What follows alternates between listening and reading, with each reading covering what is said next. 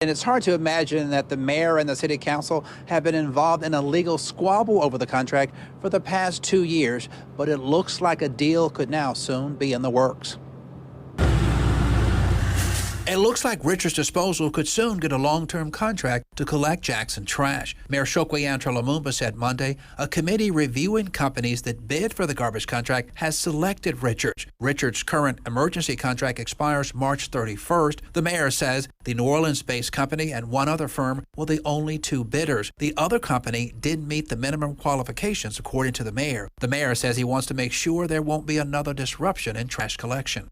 I will say that I am 100% confident that the administration will do everything in our power in order to achieve that. The mayor says he believes the city council would approve Richards' contract if the company would be willing to negotiate with the council on certain issues. The mayor didn't specify what those issues are.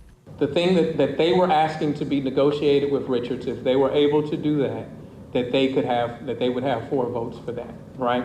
I'm going to talk to Richards about that. I'm going to talk to Richards about that with our city attorney in the room. If Richards does ultimately get a multi-year contract, the mayor says residents can expect to see a, quote, significant increase in their monthly garbage bill. That there is a significant increase from what we've been paying.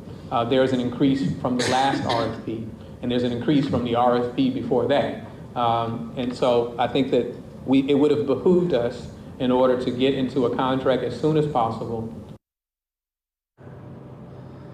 Now, several council members tell us they do have questions and would like the council president or the mayor to call a special meeting so they're going to have a chance to sit down with Richards and discuss the issues that they have about a possible long-term deal. And keep in mind, Richards still has a federal lawsuit against the city after the council rejected its contract last year.